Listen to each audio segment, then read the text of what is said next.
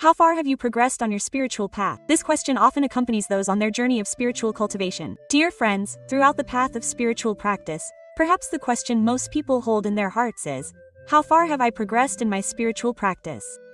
Some have practiced for 3 years, some for 10, 20 years, with complete scriptures, strict schedules, sometimes very diligent, sometimes slackening. Then one day they suddenly look back and ask themselves, I wonder if I've made any progress? At the deepest level of that question, there is often an apprehension. Am I on the right path, and if so, how far have I come? It is precisely because of this that in today's spiritual practice, we see a lot of competitive comparison, impatience, measurement, or even disappointment. New practitioners want to see results quickly. Long-term practitioners feel uneasy. Why do I still have afflictions? Why do I still have anger? Why haven't I achieved anything yet? And the practitioners next to them sometimes become a measuring stick for comparison. Ultimately, they see others experiencing ease in their practice, while they themselves do not. These feelings are very natural, but they can easily lead us into a misconception. We treat spiritual practice like climbing a ladder, moving from one level to the next, then waiting for graduation. In this way of thinking, enlightenment becomes a destination at the end of the road, and achieving enlightenment becomes a benchmark for measurement. Today, I invite you, together with our spiritual hearts, to look again at 4 familiar words in Buddhism: understanding, practice, action, and realization. These words are often considered as 4 stages of a spiritual practitioner's journey, but we will try to approach them from a different perspective. Not as 4 separate stages, but as 4 aspects of a transformative process that always occurs simultaneously, always influencing each other, and always opening up new depths. And perhaps when we understand this, we will be less impatient, less competitive, less disappointed, and we can take another step on that path, a more stable, lighter, and more truthful step. Namo Shakyamuni Buddha.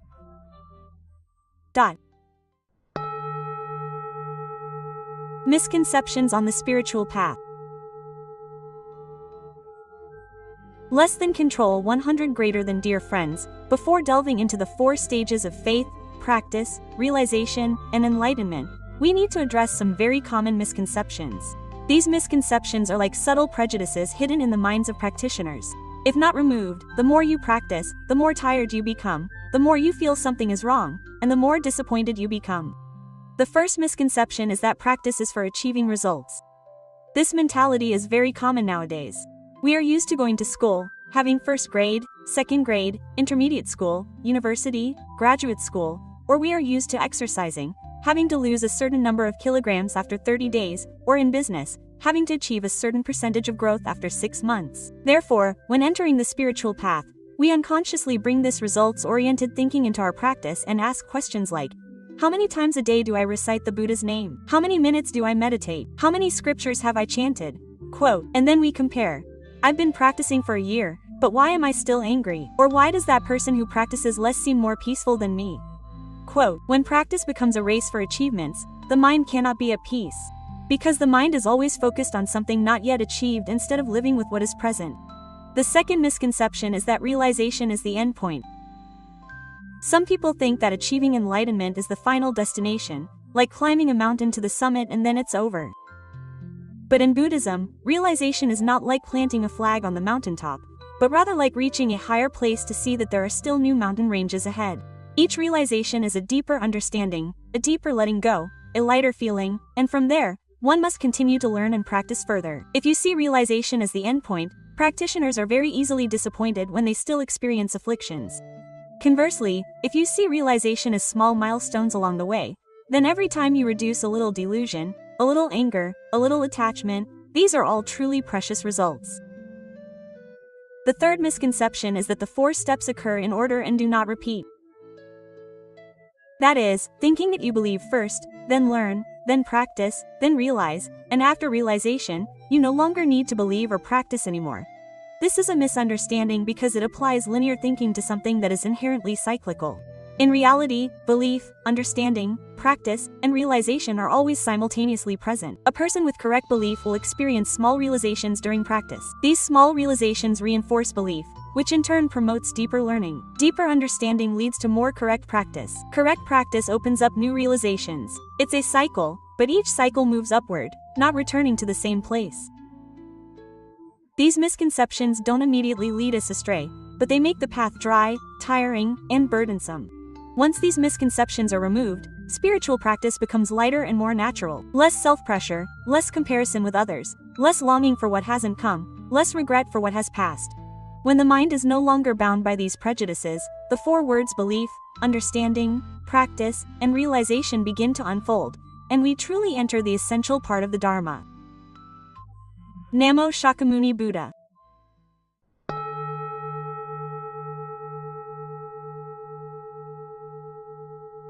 Explanation of the four words: belief, understanding, practice, and realization. Dear friends, after dismantling the three major misconceptions, we now move on to the most important part: explaining the four words: belief, understanding, practice, and realization.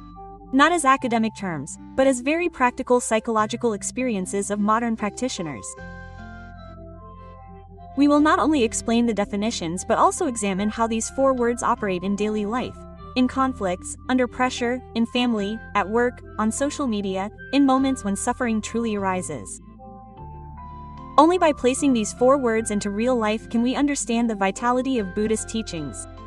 Correct belief means believing in cause and effect, believing in the Dharma, and believing in oneself. In Buddhism, belief is the first gateway. Without belief, one will not enter the path. But belief here is not blind faith, nor is it belief out of fear, superstition, or family tradition. Correct belief is an inner confirmation that this path can lead to the end of suffering and believing that oneself has the ability to walk that path. The biggest mistake newcomers to spiritual practice make is misunderstanding the nature of spiritual transactions. We pray for wealth, peace, health, and success in exams for our children. These things are not wrong, as they are very human needs. But if we stop there, it becomes an exchange, turning Buddha and Bodhisattvas into superpowers that quickly solve problems, while karma becomes something to be bargained with.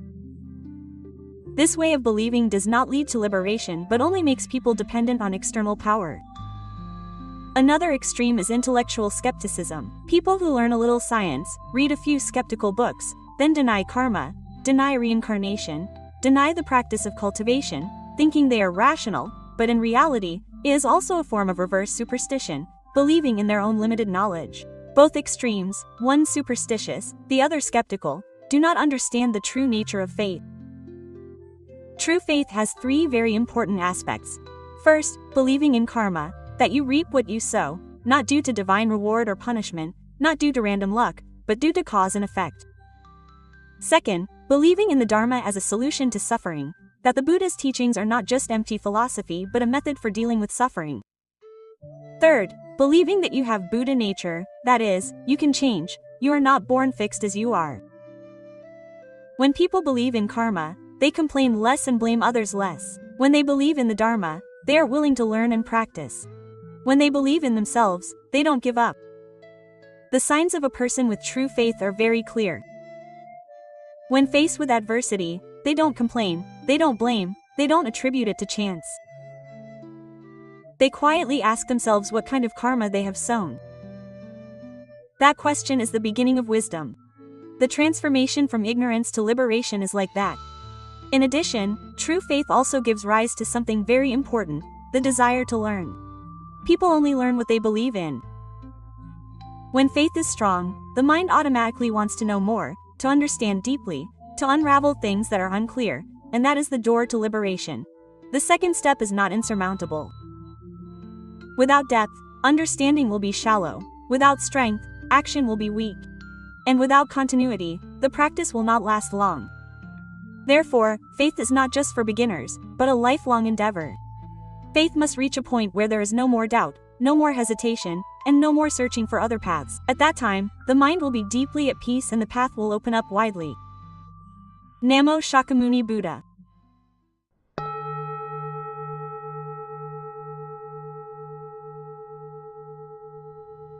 Understanding is for self-reflection, not for eloquent speaking. Dear friends, after having correct faith, the mind automatically wants to understand, because once you believe that this is the path to liberation from suffering, you will want to know the nature of suffering, how karma operates, how to transform it, and from what perspective the Buddha viewed the problem. That is the second step, understanding. But understanding in Buddhism is not simply acquiring knowledge. This is where many longtime practitioners easily get stuck. They read a lot, listen a lot, take many notes, and can even explain things very fluently. But when faced with family conflicts, when insulted, when their honor is damaged, when someone falsely accuses them, or when they experience loss, all that knowledge disappears, leaving only very instinctive reactions: anger, sadness, resentment, blame, pride, and hurt feelings. This shows that understanding has not yet entered their lives. Buddhist teachings are not knowledge but wisdom. Knowledge is knowing with the head. Wisdom is seeing with the heart. Knowledge is stored in memory. Wisdom is reflected in behavior. Knowledge is for speaking. Wisdom is for living. Buddhism is not philosophy. If you only understand Buddhist teachings theoretically, you can know a lot without reducing your suffering at all. Therefore, in Buddhism, there is a familiar saying: hearing much but not reducing suffering is not true understanding. One of the most beautiful terms in Buddhism is contemplation, which means using the Dharma to reflect on oneself, just like using a mirror to look at one's face. A mirror is valuable not because it is beautiful, but because it reflects accurately. The same is true for understanding. It's not for showing off, not for displaying, not for arguing, but for reflecting on the root causes of our suffering. For example, when reading the verse in the Diamond Sutra, the mind should abide nowhere, yet give rise to thoughts. If you only understand this as meaning not clinging or being attached to appearances, that's just intellectual knowledge. But when one day you realize that you're still clinging to someone's hurtful words from 3 months ago, or constantly remembering a past injustice from last year, or unable to let go of a past failure, and you suddenly ask yourself why you're clinging to that and suffering. At that moment, the verse from the scripture comes alive, and only then is it called true understanding. In Zen Buddhism, there's a very good saying: language ceases where the path of the mind begins. Only when the Dharma is no longer in words but enters the realm of the mind's operation does one truly understand its essence. The story of Deshan is a classic example of the transition from intellectual knowledge to wisdom. Young Deshan was well versed in the Diamond Sutra, writing commentaries and giving lectures, praised as an outstanding scholar. But when an old woman selling cakes asked him if the 3 times, past, present, and future, cannot be grasped, then with what mind do you call the cakes? He couldn't answer. Logic couldn't help him there. That's when Deshan realized that knowing and seeing are 2 very different things. From then on, he abandoned textual studies to truly embark on the path of contemplation. Understanding isn't about speaking eloquently. Understanding is about seeing the root of suffering. When reading about greed, we must recognize what we are greedy for within ourselves. When reading about anger, we must see who is angry. When reading about delusion, we must see where we are deluded. When reading about self, we must see when our ego is inflated. When we see this, the mind begins to open little by little. And only then can one move on to action. Understanding that doesn't lead to action is called intellectual understanding, only useful for talking, but understanding that leads to action is called profound understanding, which has the power to transform. In Buddhist practice, there is much understanding but little insight. Those with insight speak little but live differently. Therefore, understanding is not about filling the head with knowledge, but about learning to reduce suffering. True understanding always creates lightness, clarity, gentleness, and humility. These are easily recognizable signs. Namo Shakyamuni Buddha.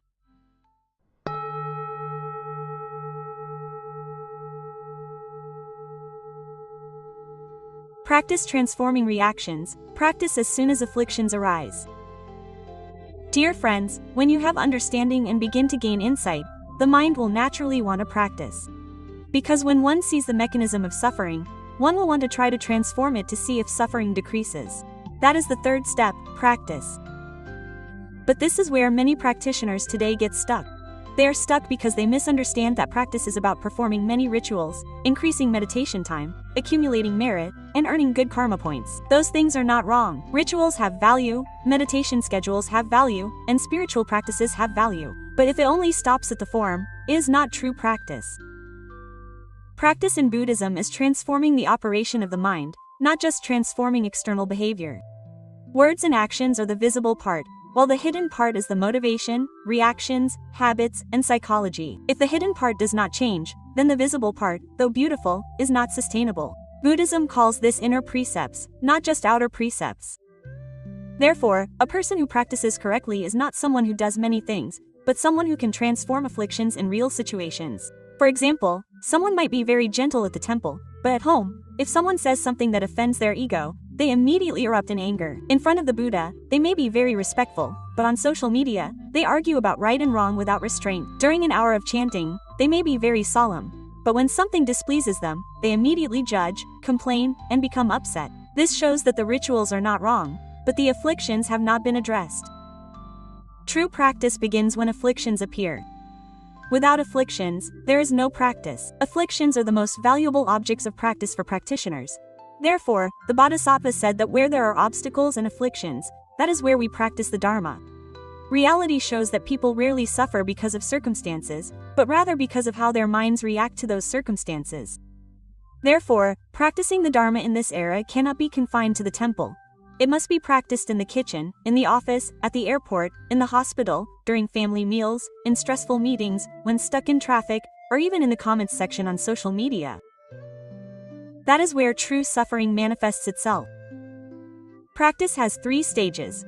First, recognizing suffering, which means being mindful. When anger arises, recognize anger. When greed arises, recognize greed. When delusion arises, recognize delusion. Do not justify, do not hide, do not rename it with euphemisms, just observe. Second, stop, which means reducing the force, stopping words, stopping actions, stopping reactions, stopping outbursts, stopping adding fuel to the fire. The moment you stop, even for a little while, the power of suffering is halved. Third, choose a new way of responding, which means transformation. Do not respond with old reactions, do not blame others, do not self-harm, but respond with more wisdom, more gentleness, and more compassion. Just being able to do this in one small situation is true practice.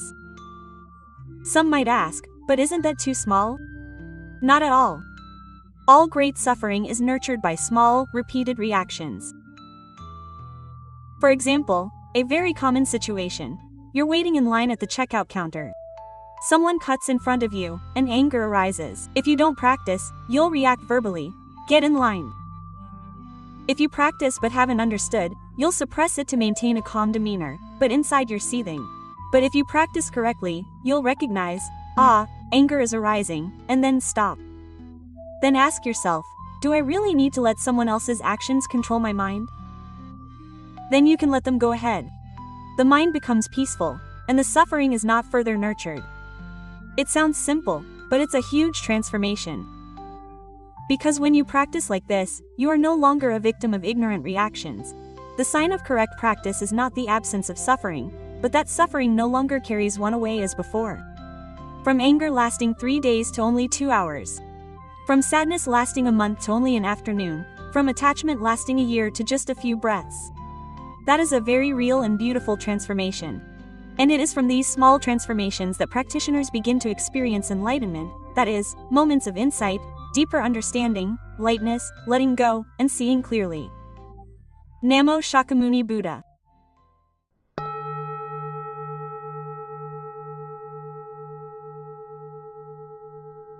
Enlightenment is not mystical.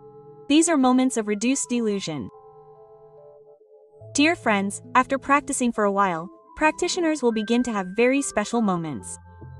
Not special in a miraculous or mystical sense, but special in the sense that the mind suddenly becomes brighter than usual, sees more clearly than usual, lets go more easily than usual, and suffering is lighter than usual. That is enlightenment.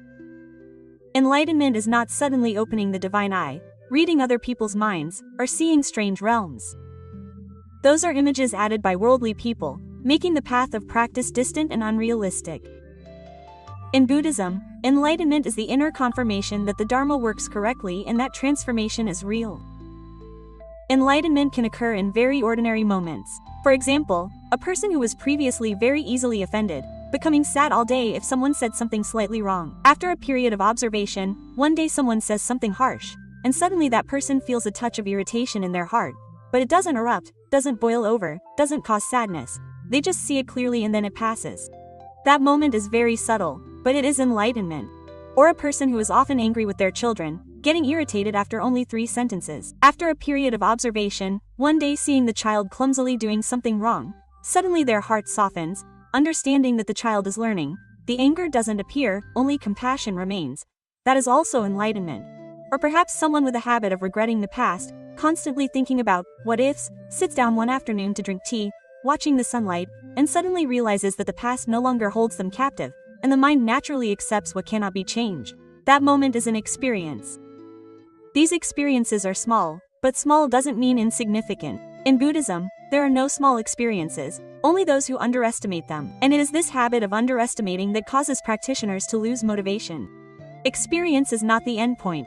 Experience is the beginning of a new spiral. When there is a small experience, faith increases.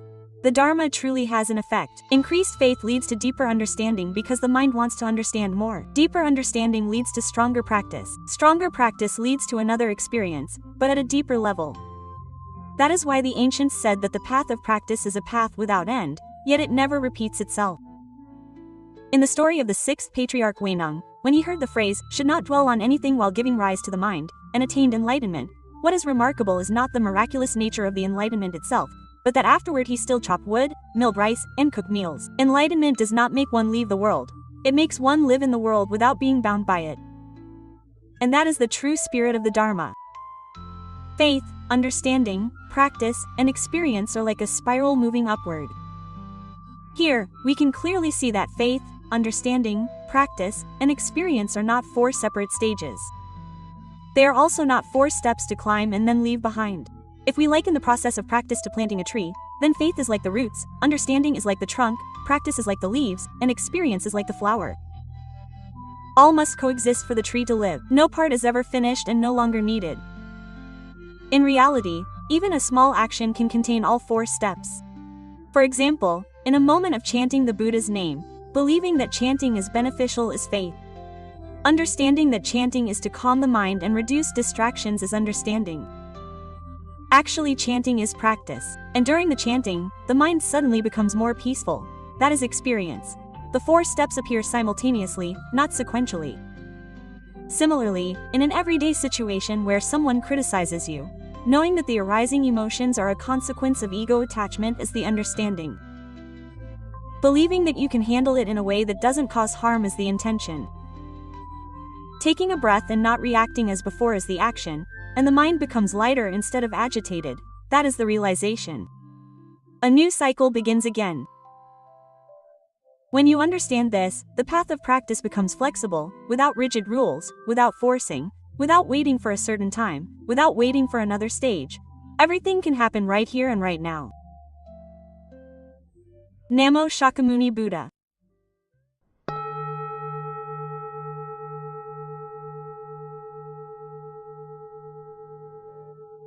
Modern application methods. Dear friends, people today are busy, under a lot of pressure, with many interactions, distractions, information overload, and choices, but they suffer just like people in the past. Suffering from greed, anger, ignorance, attachment, expectations, and disappointment. There are some simple yet effective long-term methods. Observe your reactions instead of reacting immediately. When anger, sadness, self-pity, or jealousy arise, don't rush to do anything. Just observe that anger is present. Observation is the first step of action. Shorten the duration of suffering. There's no need to try not to be angry anymore. Just let the anger be. But instead of being angry for 3 hours, practice being angry for 1 hour, then half an hour, then 10 minutes. That's true transformation. Apply this understanding to small things first. Household matters, work issues, family matters, shopping, cooking, communication. If you can do it there, you can do it in bigger situations. Use breathing as a soft break. In the moment you're about to react strongly, just take 2 slow breaths, not for show, but to shift from unconsciousness to presence. Don't demand quick results. The Dharma is not a quick pain reliever. The Dharma is like endurance training, slow but steady, lasting and true. Acknowledge small achievements. 1 less outburst of anger, 1 less hurtful word, 1 moment of letting go of right and wrong. All are results. Do not belittle any step. Do not compare your spiritual path with others. Each person has their own karma, their own roots, their own circumstances. No one is the same. Comparison only creates more delusion and suffering. If you persevere, the practitioner will realize something very strange. The mind is light not because life is less difficult, but because one has less attachment. And that is why Buddhist teachings are never outdated, because human suffering is never out of style. Namo Shakyamuni Buddha.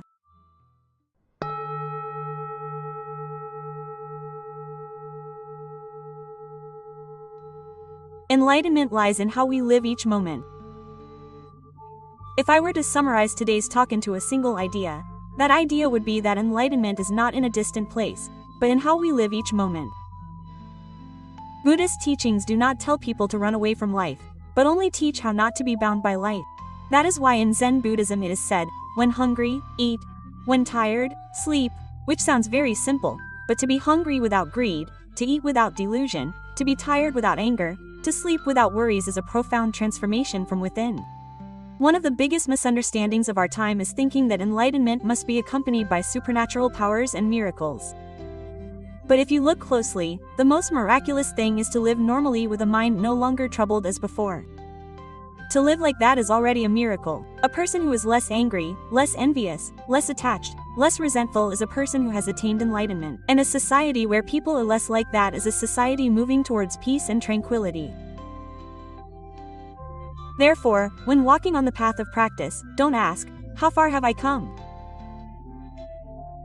But ask, am I less deluded today than yesterday? Am I less angry today? Am I causing less suffering to others today? Quote. If the answer is even just a little bit, then you are on the right path. No need to be fast, no need to compare, no need for achievements. This path does not reward those who go fast, but opens up for those who walk correctly.